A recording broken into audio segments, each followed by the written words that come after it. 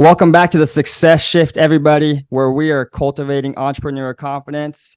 Today, we have a guest speaker coming on, someone that is dear to me, that I've known for a very long time, and I'm super excited to bring on. Before I let him kind of tell his story, I want to tell you a little bit about this individual. So he comes from a financial background. He's a financial specialist.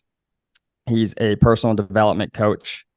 And he helps hundreds of lives every single day. I don't know. I like that because it is very true. You never know who you're influencing. You never know what you're leaving behind. And it's too easy to make an influence on someone you're even passing by the street. I mean, you have no idea. This individual, again, he's dear, special to me. Him and his entire family. You can find him at Instagram or on Instagram at Collin_Depositar. And so if that didn't give a hint to his name is Collin Depositar. Again, you can find him on Instagram at Collin_Depositar. And that's going to be like deposit with an AR at the end, if you're wondering. Right. But before, again, I let this individual come on and talk about himself, I want to tell a little bit about him. We've known each other for quite a while now, going on 8 years, a little over. 9. Yeah, about 9 years. And so this individual, we first met at basic training. So we went to basic training for the military at the same time. And if you've never been in the military, just to kind of give you a little description of basic training, it's just a lot going on, right? And there's you always find like they call it your battle boo, your battle buddy, whatever you want to call it. And I think Collin and myself were that for each other. We were kind of carrying each other through basic training and helping each other get through. Spent many times laughing, many times talking about things, and over the course of 12 weeks, we got to know each other pretty well, right? When you're with someone every single day, sleeping right next to them, the whole 9 yards, you get to know someone. And so time goes on, right? And he has a beautiful little family, and we separate a little bit, but we always stayed in touch. And then we find ourselves working for each other, or with each other. But this individual went from blue collar worker, in the trenches, right? Literally in the trenches. And when I say in the trenches, I mean in mud holes every day, right? Like I remember when we FaceTime on the phone, like he was wearing a button-up shirt. I forget what the brand was, like Fishing shirt. Yeah, basically a fishing button-up shirt. And he's in Florida, right? And so if you know anything about Florida, it's just that Florida heat. And he would literally have one or two buttons just attached, wearing Crocs and some shorts. So when I say blue collar, I mean blue collar. So again, it's amazing to see his journey and the way that he's came along it. His entire family means a lot to me. He's a father, he's a husband, he's an amazing human being. I'm going to stop talking about him. I'm going to let him tell a little bit about himself. So Collin, welcome to the show, brother. Tell the listeners and the viewers a little bit about you. Yeah, I appreciate it, man. Like you said, we were literally carrying each other through basic training. Yeah, literally. Battle carries and everything. Yeah, no, just as far as myself, I'm always really bad about diving into that. I feel like I either over summarize or I get way too into detail. But I mean, just brief summary of me. Married 18, went to basic training, met this stud right here. And if you notice, our last names very similar. So that's how they do everything in the military, is last name roster. So we literally were top bunk next to each other when it came to our names being so close. So yeah, went through the military, combat medic. So got out and started working on an ambulance as an EMT basic with the certifications, but just not a whole lot of money. My wife, beautiful wife, was a NICU nurse. So she was definitely the breadwinner at the time. Started our family, had our first baby when we were 21, and just we're always ambitious. We always wanted to, get through life a little bit faster than most, instead of taking our 20s to live young and everything. We wanted to start actually building something together. So have two beautiful babies now, one on the way. But yeah, fast forward, went through one combat deployment in Iraq, came home and did not want to be on an ambulance anymore. It was crazy hours, not enough pay, and moved down to Florida from South Carolina. And that's when I got into the blue collar side of things. And like Colby said, I was blue collar proud, wearing pit vipers, the Columbia gear, because yeah, Florida humidity, the heat. I was outside doing wells, water systems, pump, PVC, glue, plumbing, and I mean, I was making pretty good money. I started making more than my wife at that point as a nurse, so I was pretty proud of that, starting to be the breadwinner. But it didn't take long for me to realize that my body was deteriorating. And I was a pretty fit person coming back from deployment, especially. You've got nothing to do over there but work and then work out. So when I started doing the blue collar side of things, I noticed that I was not going to be able to do it long. I looked at my boss. Within my first few months, he promoted me to general manager. I hit the ground running there, but he had multiple surgeries, and I realized I'm not going to break my body for someone else's company. And that's really where everything made a huge shift. So me and Colby, like you said, we kept in touch, and it was just, I believe God just had him reach out at that moment where me and my wife were both like, this can't be it for us. I don't think I could see myself doing this the rest of my life. Her as a nurse, she was really fulfilled helping those babies, but especially during that time post COVID, they were overworked and understaffed, and she was working night shift. I was working day shifts. Two babies. We weren't seeing each other. We're just juggling the kids back and forth, and I definitely think there's no such thing as coincidence. Colby just reached out to check up on us at the right time, and we just got talking and reconnected. And it's crazy. We carried each other through basic back then, and here we are now, carrying each other through this whole process, being an entrepreneur these days. So just a little summary of me there, but appreciate you having me on, and hopefully being able to bring some value to people. Yeah, absolutely. I know you're going to be able to bring value to people.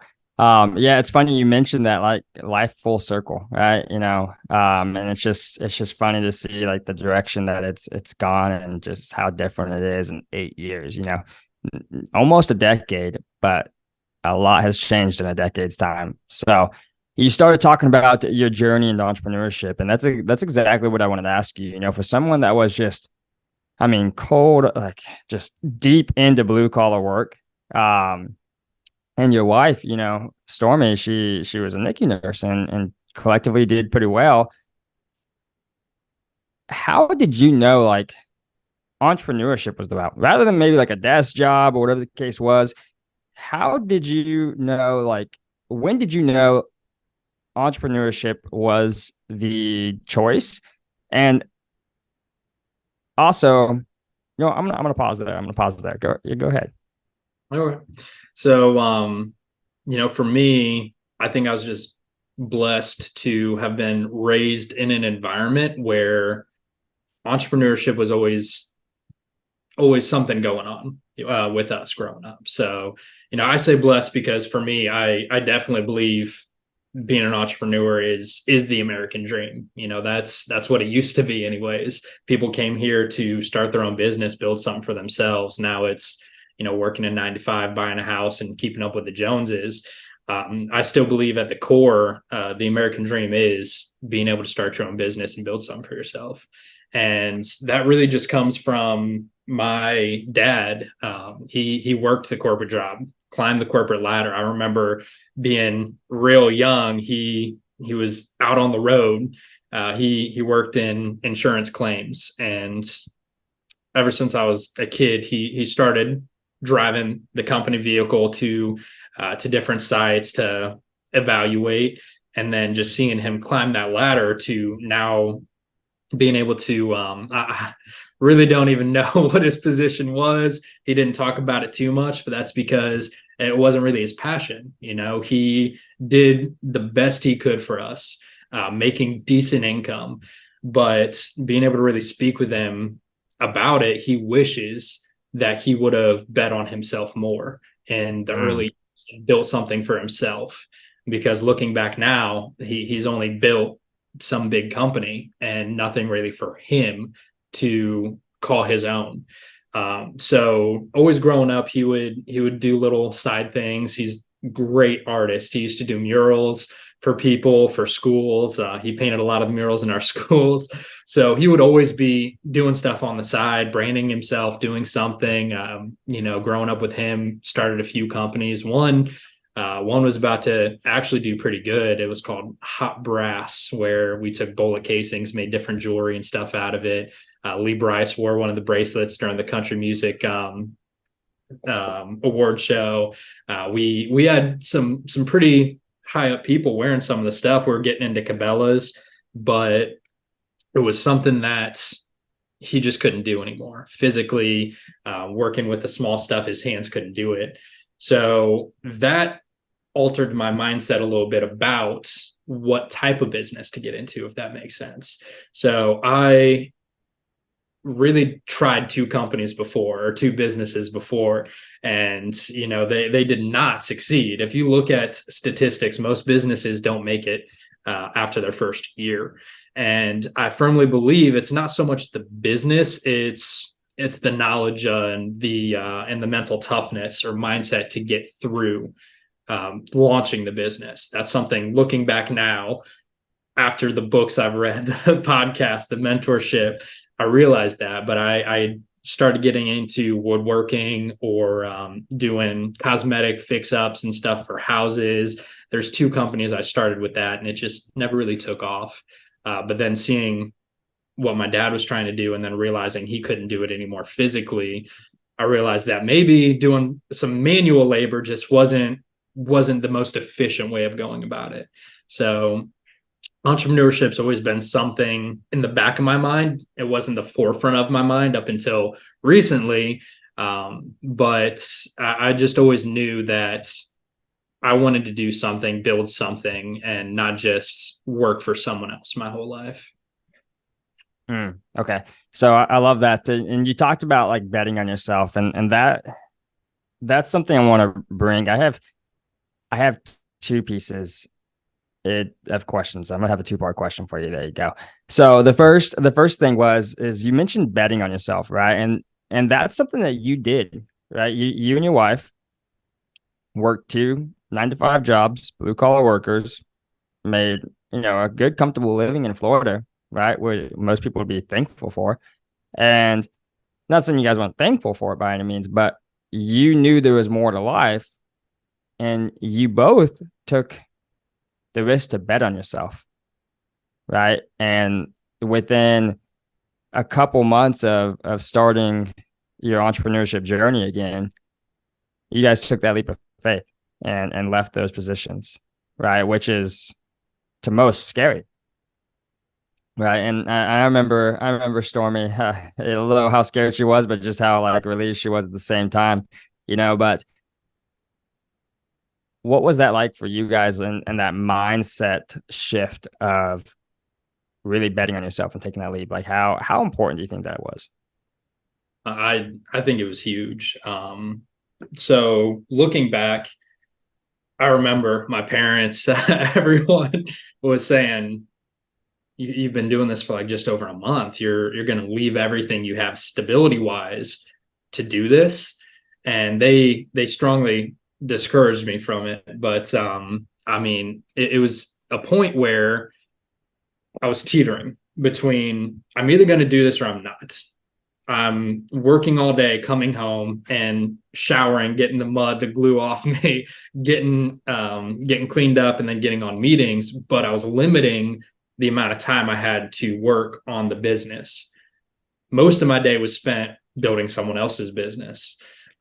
So it really came down to, I'm either going to start putting in more hours and building this, or it's just going to stay where it is until I make that switch. So for me, I took the leap. I bet on myself, and that's just something that I think what made it easier was the books and the podcast. Listen to successful people talking about their journeys and getting that indirect mentorship from them on this is what they had to do. A lot of people say work a side hustle until you double your income and then switch. Some people say that, maybe some people it worked out for them, but the vast majority of people that I've listened to, they'll tell you straight up most of the time, if you're working it as a side hustle, you're not going to be able to get it to the point to double your current income. It's going to require more of you than that. But for me, doing that, it's kind of a big difference between and we were just talking about this. If you jump headfirst into some cold water, you're going to be in there and you're going to acclimate. You're going to be cold for a little bit. I know we do cold plunges pretty often, so we know what it's like getting in there. You dread it, but once you're in there, it's not as bad as your mind was making it out to be. So what most people do is they dip their toe. Would just dip their toe into an experience, into an environment. They want to test it out first, but there's plenty of people that attest to this. If you're not fully immersed in the environment or fully immersed in the opportunity, you're not getting the full experience. You're just getting that little bit. And for the most part, that little bit is going to be enough to say, you know what, I'm not comfortable with this. And most people go back to their comfort spot. That's why it's called a comfort zone. It's so dang comfortable. Why would you want to leave comfort? But a lot of people don't realize that they're uncomfortable in that spot because they have dreams, because they have ambitions, but they're giving all that up to stay where they're at. And the only way to, I think, personally get into your full potential is to just jump into it, is to get in there and fail over and over again. Because the best, in my opinion, the best teacher is when you fail and then learn from that experience and then move on. There's plenty of times people succeed. You didn't learn much with the success. I learned, what I did might have worked, but I didn't learn what I could do more efficiently because I did come out winning. If I come out losing or second place, which is still losing, if you're not winning. So if you come out second place, you learn, well, maybe I should have done that a little different. Maybe I should have done that more efficiently. And that's where you get that experience and that and the mindset to move forward. So for me, jumping head first, personally, that made all the difference for us. I think if I would have just kept my toe in, I most likely would have been like, I'm more comfortable where I'm at right now instead of getting out of that comfort zone. Yes. I love that. And you started to talk about jumping in head first. And typically when you jump in first, there's a period where you have to adjust, right? And so one of my questions, and I'm going to get to that in a minute, was about that. But first, you said something that really, really resonated with me. And I feel it's important to talk about it. And it's your mind, right? Like, your mind is what's limiting you if you allow it.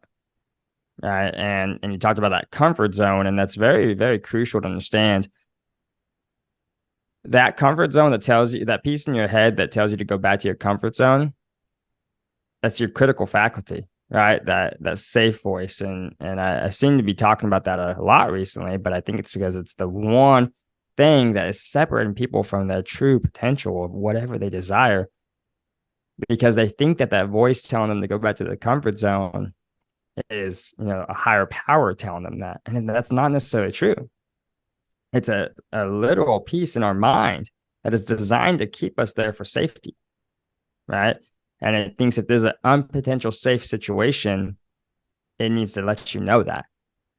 And again, a lot of people think that's a higher power telling them, hey, like this isn't meant to be or something. When that's not the case, it's just that safety mechanism that's always going to be there no matter what. And when it's always going to be there and you conflict that with a higher power philosophy, and I, I'm not talking about beliefs here because I do believe in God, but I'm talking about the fact that we think sometimes it's someone telling us when it's just actually really a part of our mind, right?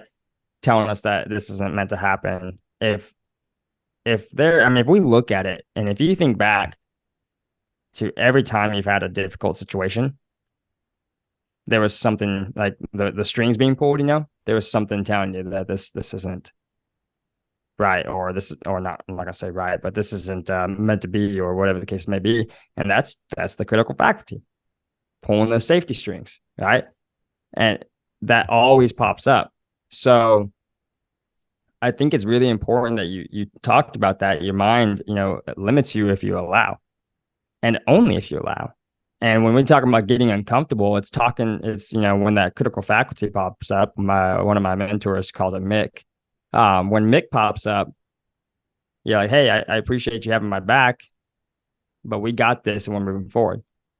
And putting yourself in that position of not being comfortable. So then that way you can rise to your potential. And I think that's extremely important because, again, you did bet on yourself. And you talked about how a lot of people tell you, like, hey, if you're going to start something, start it and do it until, it replaces your income, whatever the case is. But like you said, most of the time, that's not going to happen. I'm not going to say never, but most of the time, that's not going to happen because we treat it like a hobby.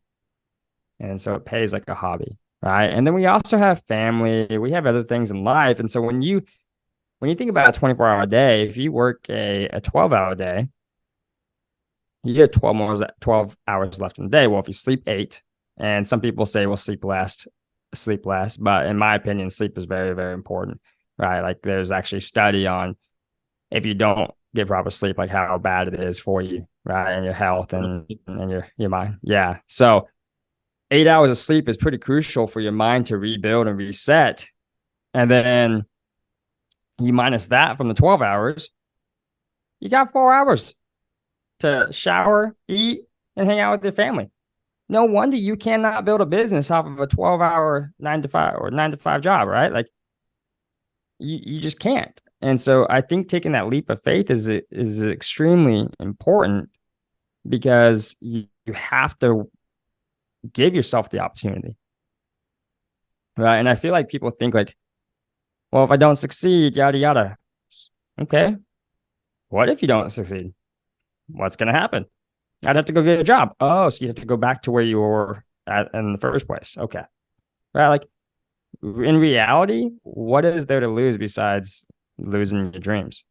And I know people got value from that and they took something from that. But what I wanted to ask you on the second part of the question was, you talked about taking that leap and jumping in the water and adapting to it, right?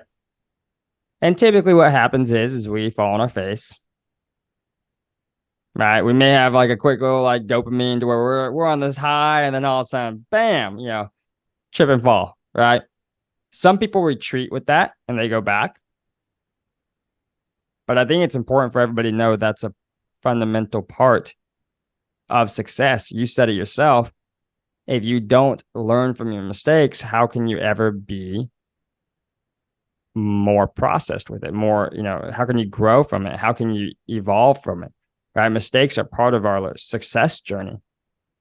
Right. And so with that being said, we all have that moment where we fall on our face. I know I did plenty of times. Right. What was that moment for you? What was it like? And what exactly would you say it was?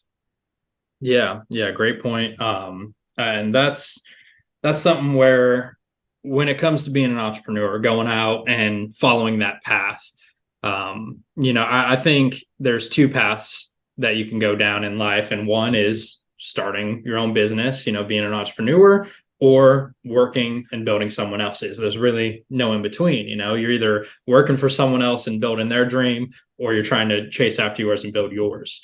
But I think really both paths, it's less of a path and more of an obstacle course. They both have their own bits and pieces to it. One, you've got this obstacle of life where you're just working your life away, 9 to 5, coming home, working for the weekend, have your weekend, living paycheck to paycheck. That is the average American life. And down that obstacle course, there's still obstacles. There's still plenty of things people go through. So when it comes to betting on yourself and building your own business, it's still an obstacle course. It's just not the average obstacle course. It's not the same obstacle course everyone else is going down. And it might be a little bit more rigorous because, there's not the reassurance that everyone else is going through it. There's a lot less people doing it. Yes. But every time that you come to a new obstacle, most of the time you're trying to figure out how to get around it. You're going to fall on your face. That one saying, more money, more problems. I wouldn't say it's more money, more problems. It's just more money, bigger problems, but the person you are to get to that point, it might be a huge problem to someone average, but to you, it's just the next problem. And that's something I see time and time again, mentor after mentor, speaker after speaker I listen to, and then as well as my own journey. You're never going to live a problem-free life. You're always going to have moments where you trip, you fall, you stumble, but that is the part of the journey of it being an obstacle course, is getting over this obstacle, not landing it right, falling. But then I can turn around, and that's going to be my goal, is turning around and trying to help someone else, say, hey, don't do that. Try it this way.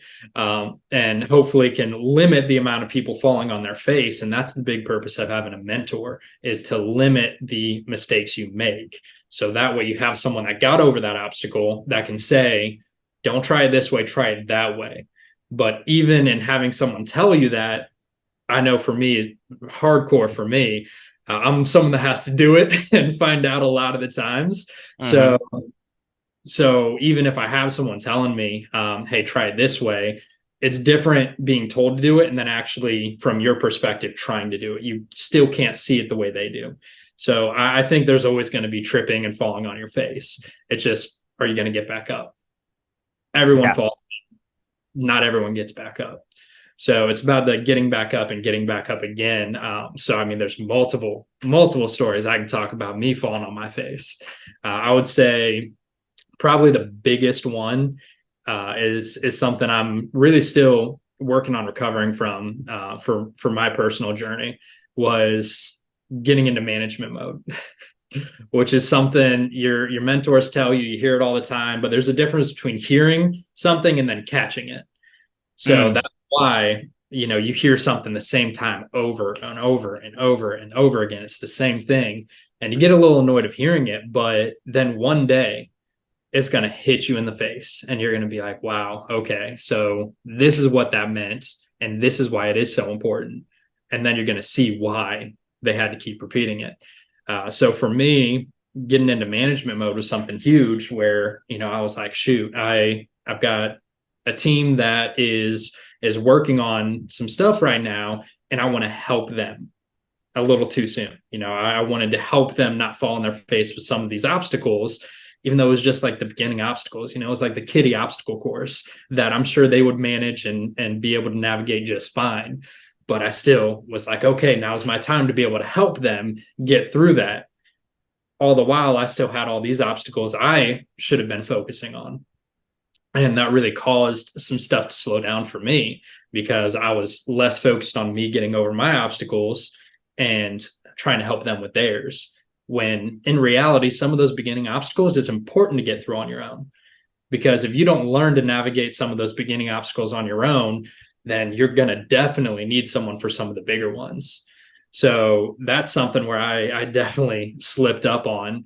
And like I said, I'm still really working on recovering, because I took so much time off of doing my obstacles that I'm trying to, like you said, I have to get back into that environment, or back into the comfortability of the cold water. I've got to get used to going over my obstacles again. You lose that momentum. And it's something where momentum, it takes time to build up. Once you have it, you're good. But I'm still building that back up for me personally. So like I said, it's always something. It's less about not falling on your face and more about getting up and learning from it so that you don't do the same thing again. Mm. Yeah, absolutely. For you, like you mentioned, there was a handful of times you fell on your face. What was that one that was like, dang it, how are we gonna move forward? And what was the learning lesson from it? And what shift did you make to get to the next level? Yeah. I mean, I would say the biggest thing for us was was when we jumped into this. We jumped in head first. I would say that was the first, the first slip up, where when we did jump into it, we thought, okay, we got this. It's going to be just fine. And I stayed at a certain level. I didn't increase my work ethic or really increase my efficiency in the time that I was putting into the business. So I think that's the biggest one because it was the first one. It's typically the first time you mess up is the one that really sticks with you. So for me, when we went full time real quick, we jumped into it. I got stagnant from not increasing my mindset, my identity, my work ethic of it, and really quickly, the reason that most people tell you not to jump into something is because you want to make sure that your level of life is still there. You're still living the same life. You're not giving up certain things. But I mean, for me, I think that is part of the sacrifice that you give to chase after your dreams. But when I jumped into it, like I said, I was still in the mindset of I'm doing this part time. And very quickly I realized that I didn't make the full shift and the full identity change into this is my full-time thing. So the biggest thing that hit us was very quickly the income I was making part-time actually started to dwindle a little bit because I wasn't putting in the same amount of work throughout that whole time frame, and the bills didn't change. The income did though, and I didn't make the shift to make up for that. And it took me a little too long to realize that, because it took a little bit for the bills to start coming in and me really start realizing that, oh, I'm not doing enough. So for me, that being the first time I really tripped up, I would say the biggest thing I learned from it was that growth is a constant thing. If you're not growing, you're dying. Everything in the universe, if you're not growing, just like a plant, if their roots aren't digging deeper, if their leaves aren't growing out, it is dying. Mm. So with me, I wasn't putting in the work to grow right off the bat. And I think that's really why I got obsessed with the personal development, the mindset growth and everything of things was I realized if my mind is growing, if my belief in what's possible is growing, and my understanding of what it really takes to win is growing, then I can always fall on my face and realize this is just a hiccup. This is nothing compared to the stuff I'm going to be facing 10 years from now. So I need to get up off the floor and be the person that is going to be able to face what's going to be coming at me down the road. Something my mentor used to say that always stuck with me is what's a problem to a giant? Am I being small versus the problem? So am I small or is the problem small? I don't want to be small. I want to be vast. I want to be someone that can handle little things like that. So the biggest fix I would say is mentorship, the books, the podcasts of people that have been through it. They're going to be able to really help you as long as you believe in yourself enough. They're going to be able to help you get through stuff like that. And self belief really does come with, like you were saying, that little voice that's telling you, "Hey, let's not do this." Right. If you listen to anyone that's made it somewhere, that little voice, like you said, was just hey, thanks for the input, but I'm gonna go for it. Mm-hmm. Like you said, you learn more from those failures and you're not going to make the same mistake, hopefully, the next time. Most people listen to that little voice, which is why you've got the average and the extraordinary. If you want to be average, then just be your average person, do what everyone else is doing. But if you want to be extraordinary, you're going to be a little bit of an outcast. You're going to be a little bit of someone saying, "Oh, you're crazy. You're putting too much time into this or that." But then once you make it, all of a sudden it's you're a genius. You're so dedicated. Their verbiage changes. And that's something Mr. Beast said that I absolutely loved, was when he first started, people called him crazy, a waste of time. And now it's you're so efficient, you're so smart. It's all different once you actually make it. So if you want to make it, listen to the people that have made it. Yeah. No, that's really good input on that. And a few things that you mentioned was, problems, right? Like, what is this? How big is the problem in reality? And I can go on about reality, but the funny thing about problems is we make up the problems in our own head. Like, I want to talk about that functionality for a second. Our reality is just rays of light, sounds, feelings that come through our ears and our eyes, and then we create the picture for it. Right? And like, so you start to think about that, like, reality is not reality. It's just a bunch of rays of light, sounds, and these wavelengths that create this picture inside your head. And so if that creates a picture inside your head, how easy is it to create a problem inside your head? And then because you created a problem inside your head, there's something called the RS that holds 126 million bits of, 126 bits of information every second in your own mind, in your conscious mind, that is going to work to try to find all the beliefs it knows to be true about this problem existing, rather than pulling into the 2 million bits of information that's in your subconscious. It is probably the resource and the solution to the so-called problem you have.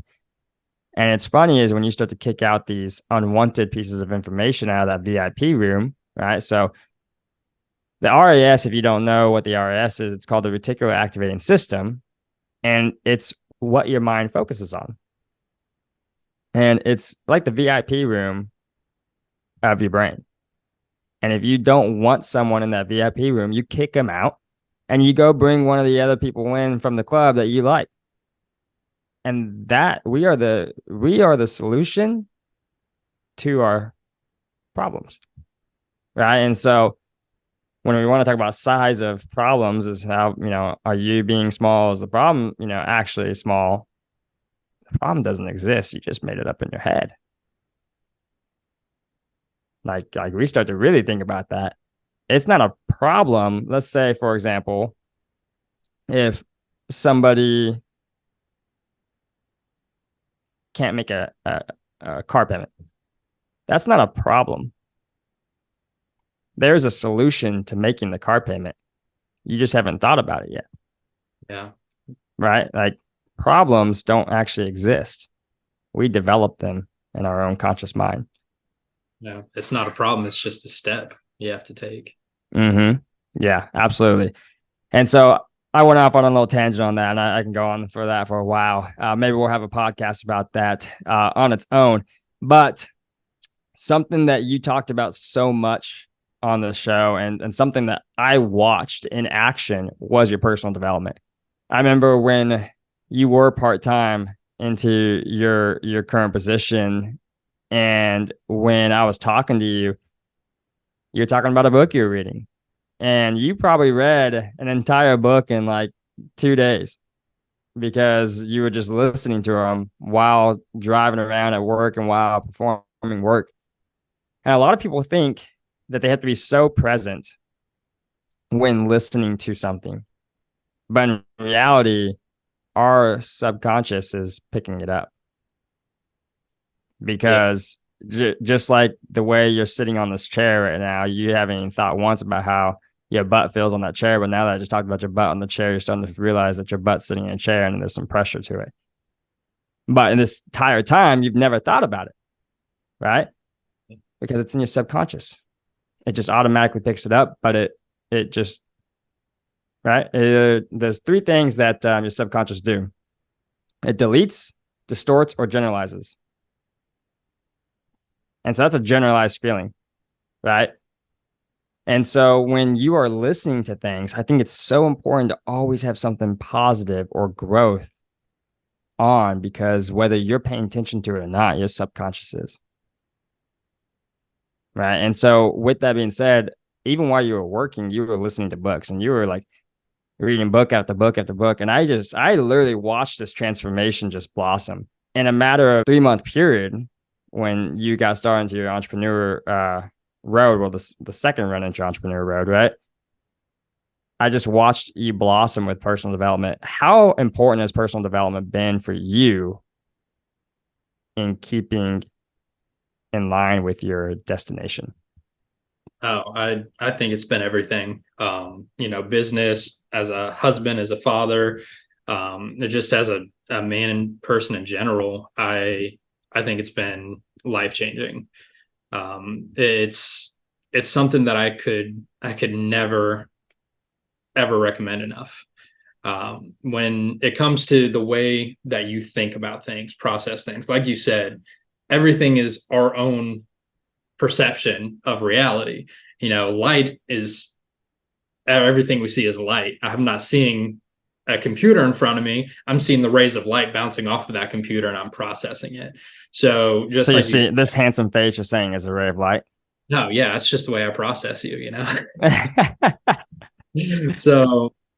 So when it comes to understanding that, everyone perceives things differently. Everyone has their own mind. Everything is different when it comes to that perception. But once you start realizing that the way you think about things, like you said, there's that little voice and in my opinion, that's the voice of, back in the Stone Age. That's the little voice of survival. Hey, you survive. You need to survive. Mm. I my kids love the movie The Croods.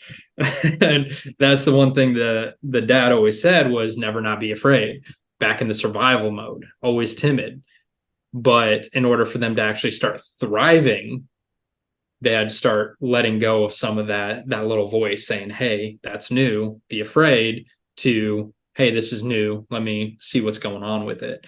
So when you're learning that voice isn't actually, it's not your thought, that's not you saying that. Once you learn that that's not you, why would I listen to that? Most people think negative thoughts about themselves. And that's just a study that's been conducted. Most people think negatively a lot about themselves. But once you realize, like, would I purposefully talk down on myself? Would I purposefully say this about myself? Like, I want to be happy. So why would I say things that make me unhappy? So why do I believe that's me saying it? And once you start realizing that the thoughts that you have affect everything in your life, that's why I got so obsessed with it, is because if I can just think about something from a different perspective, then I could see it from a side that someone else doesn't. And as a husband, father, and business, just as a person, like I said, it's changed everything for me. Because instead of seeing something, like you said, as a problem, it's just another step. Everyone has problems. Everything could be a problem if you wanted to think of it as one. Like you said, that RAS is going to go to work to prove that you're right. So instead of me wanting to prove that I'm right about this being a problem, how about I prove that I'm right, that this is why I'm going to succeed.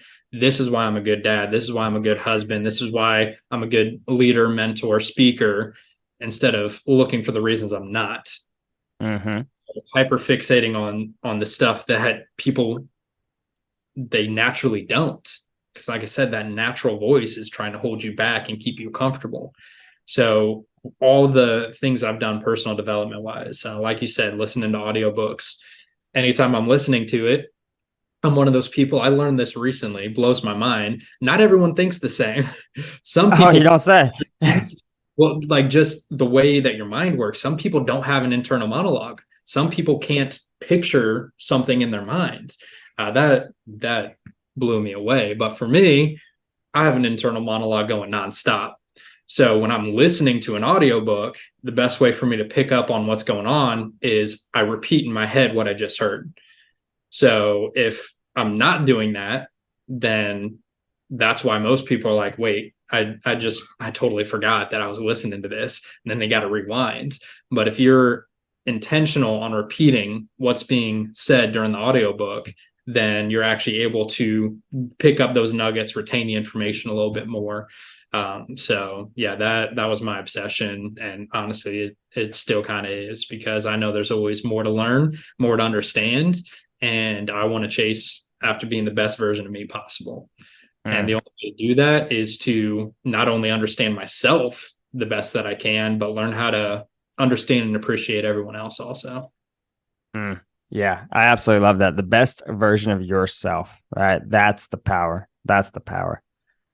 How would you, for because your route into entrepreneurship was a sudden shift, switch, movement, and you took on so much personal development in that time to get you off the ground going, how would you help others, or what would you suggest others do, or what advice would you give others that are trying to find their way, or maybe are sitting at a stump in the road, that they're trying to find that thing, they're wondering, right? I know so many people are wondering, what do I need to know next to get to that next level? What is it that I need to know, right? Yeah. So What advice would you give? yeah, that's huge. I would say, what do I need to know next? That depends on where you're at in life. I'm a big believer that someone that's at a billionaire status is going to think and process things different than someone at a millionaire status. Mhm. And in order to get from millionaire to billionaire, you have to start learning how to think and act as though you're in that position. Um, I think it's very difficult for someone to go straight from being maybe a six-figure annual earner directly into multi-million or billionaire status, because if you're taking mentorship from someone at that level, you have different things going on right now, so they're thinking at levels of managing their assets and everything they already have, versus you that's like, I don't even know what an asset is yet. So I think there's the steps that you have to take. I don't think you can just jump straight to that mindset, because then you're like, okay, managing assets. What assets? I have nothing right now. So there's a progression that you for sure, in my belief, have to go through. But yeah, I think any step is better than no step. If I get mentorship from a billionaire, if I'm listening to their podcast or listening to something from them, I think it's better than just listening to music all day. At least I'm getting a mindset shift of what's possible. And the thing that really gets me is everyone knows it's possible to be a millionaire, to be a billionaire. We see them in the news all the time. We know it's possible. The only thing that keeps people from doing it is they believe it's not possible for them. Mm, They, limiting beliefs. yeah, exactly. They did it because of this. They did it because of that. Oh, they're attractive. That's why they made it. Oh, they got lucky with this or that opportunity. Luck is when preparation meets opportunity. And there's plenty of opportunities people have every day. They're just not prepared for it because they didn't start on the journey of developing for it. So, as far as the next steps go, I would just say start looking at the YouTube videos of speakers, of people that are successful, because I can guarantee you look at someone that's in a position you want to be in, most of them, for most people, came from a worse situation and a worse circumstance. If they were to look at where you are now and where they started and put it side by side, most people would bet on you being the one that made it successful over them. So the reason isn't the circumstances that you were in. The reason was they believed it was possible and they believed in themselves and they just got after it. So all we really need to do is believe in ourselves. We already know it's possible. We believe it's possible. So if we just start believing in ourselves that we can do it too, and start getting into that information of, okay, well, how do I need to think about this? How do I need to look at opportunities? What kind of person do I need to be able to get into that situation? then that's when you can start that journey. It all starts with the belief. If you don't believe it's possible, why would you even try it? Something you said Mm. earlier was people that fail and then stop. Oh, I failed. I gave it my best shot. If Thomas Edison failed 1,000 times before he created the first light bulb, you think he would keep doing that if he didn't think it was possible? No, he wouldn't waste all that time. He knew in his heart that it was possible, and he was going to be the one to figure it out. So if you're going through your life and you are fine with where you're at and you're comfortable with that, by all means, that's as long as you're fulfilled. But if you feel like you're destined for more and you want more out of life and want to be able to leave more of an impact and give back to more people, then don't quit on yourself, and not even trying, you're already quitting. Even if you try and fail, you quit, you're only failing because you quit. There is no true failure unless you don't learn from it. So learning from it and moving on is always going to keep you growing. And the next steps for anyone that wants to start that journey, I think, is figure out what you want in life, figure out who has that, and then trying to start seeing, okay, where did they start? What did they do? If you can't directly contact them, at least just look into them, seeing what they did and start down that journey. Did they go and get this degree, or did they just not go to college and start this opportunity? Maybe they just started at the bottom floor of sales and worked their way up to starting a business. Whatever it was, get a mentor that has been through that and ask them the questions, see what they did, who they had to become to do it, and then just bet on yourself. If they could do it, you can do. Yes, I absolutely love that. I think something that has been said multiple times is so crucial to that advice, right? Is the limiting belief. The limiting belief. I think it's extremely important for everyone to understand that we all have had limiting beliefs in our lives, and it's up to you to decide if that limiting belief serves you or not, right? Does that limiting belief serve you or not? And I think you hit the nail on the head when you're looking at getting going or getting started or trying to hit the next level, and you're trying to make that shift to hit that 6 figures, or you're trying to make that shift to hit that 7 figures, whatever it is, there's a limiting belief that's stopping you from doing so. Because I believe we have the resources necessary to get our highest desires. It's what are you limiting yourself from? We're in the information overload day and age. And a lack of information is no longer an excuse as to why you're not winning or achieving what you want in life. The information is endless. Now it's just a work ethic or a self-belief issue of being able to obtain what you're wanting. Because back in the day, I mean, information, it was hard to come by. Yeah. You think when Thomas Edison created the light bulb, he had much information to go off of? No, Now that's why there's 100 different companies that create light bulbs. Right. I think Henry Ford said it best. Whether you think you can or you think you can't, you're right.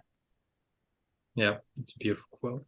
It is. It absolutely is. And when you start to understand that quote and really what it means, I think it takes you to a whole nother level in your personal development journey. How would you help others that are going through, like, there's so many people are like wondering what to do next, and they're wondering, what do I need to learn, or what can I learn to just come back, right? And it's that thing, because that one thing, it's holding them back from their desires and their greatest success and their success path and shift. What is something that you would help guide people with on rebounding from a mistake and a failure, or quote, a failure or a learning experience? What would that be? Yeah, anyone on the rebound, that's the key of the word, is rebound, not stay falling flat on your face. It's all about the bounce back, the resilience of it. And it's just, once again, if you look at anyone that has done anything great in their life, you can bet that they've probably gone through a lot more than the average person has, because they're going out and trying more, doing more, experiencing more. So you can bet they've failed more than most people. The most successful people in the world are the biggest failures.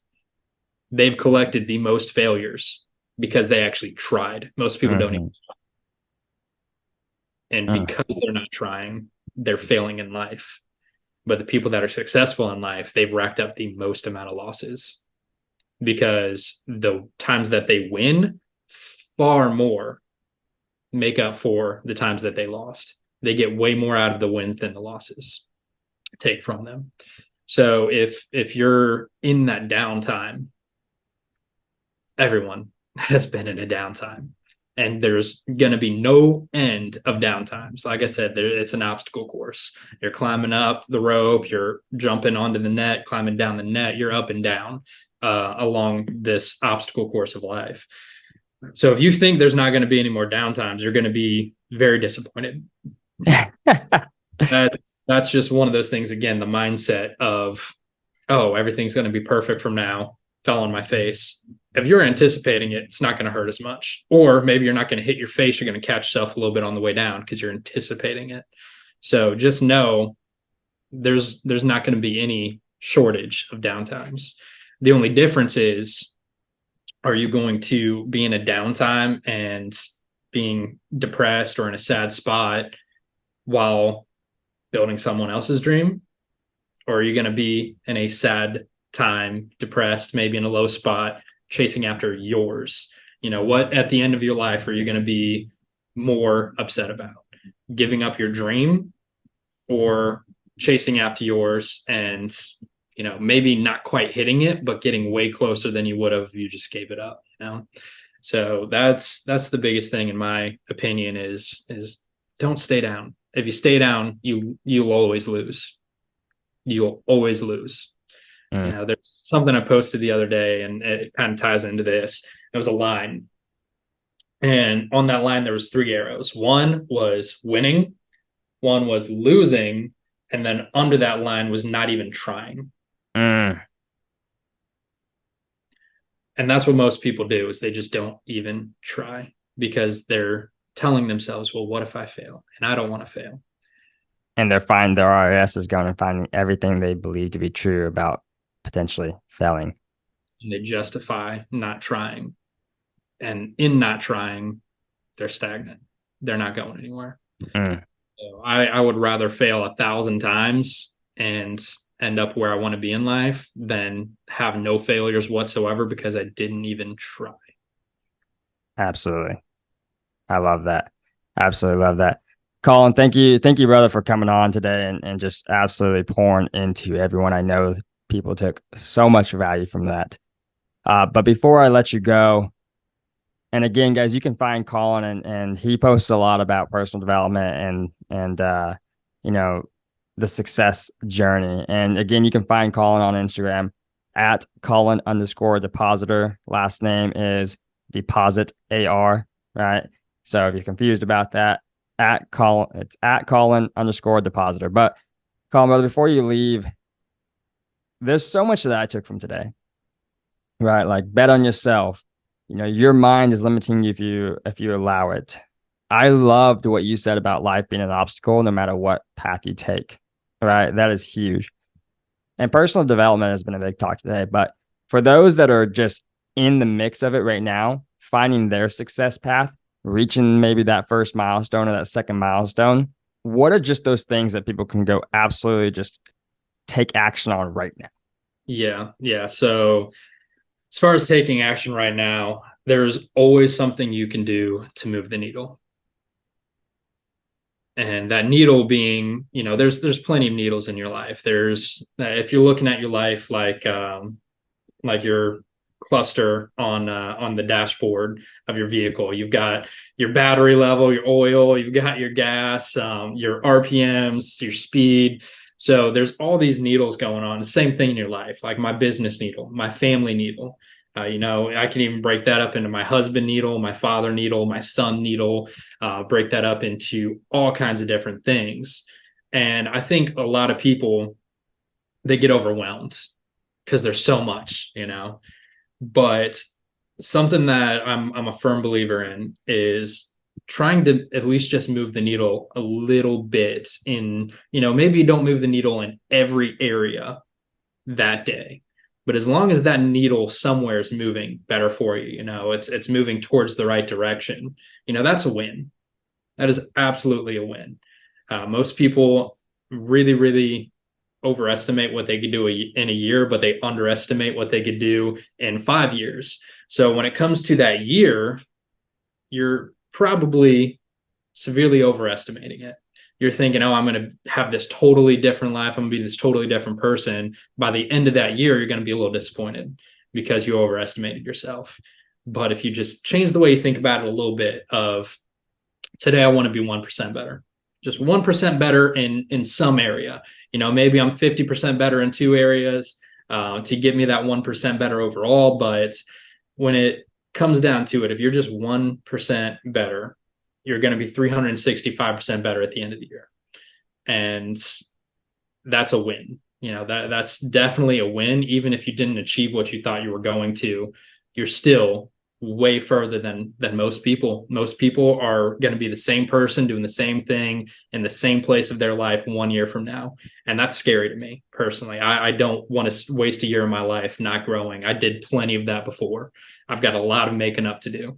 So as far as taking aggressive action and trying to move those needles, it all starts on the personal development of the way you think. Personal development's a very broad term. As long as you're developing, like I said, just moving the needle in something, you're personally developing. You're developing your person.